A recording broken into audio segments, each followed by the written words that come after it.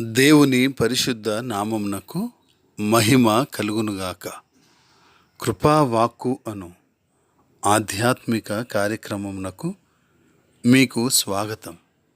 ఈరోజు దేవుని వాక్యము, నిన్ను ఏ మాత్రమును విడువను, నిన్ను ఎన్నడును ఎడబాయను. హెబ్రీలకు రాసిన పత్రిక 13వ అధ్యాయము 5వ వచనము.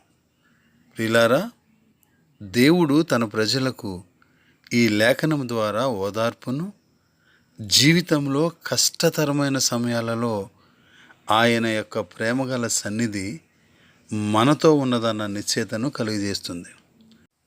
అంతేగాక మనము ఒంటరిగా లేమన్న విశ్వాసాన్ని తెలియజేస్తుంది.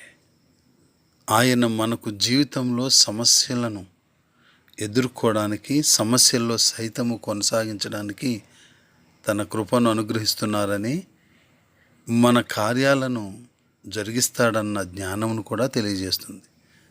ప్రియులారా, క్రీస్తు మన బలహీనతల యందు మనతో సహానుభావం గలవాడై ఉన్నాడన్న నిశ్చయతను కూడా ఈ లేఖన భాగం మనకు తెలియజేస్తుంది. కనుక మనము ఆయన ప్రేమగల సన్నిధిని హత్తుకొనుట ద్వారా, ప్రభువు నాకు సహాయకుడు, నేను భయపడను అని ధైర్యంగా ఉందాం. అట్టి కృప దేవుడు మనకు అనుగ్రహించునుగాక. Amen. God bless you all.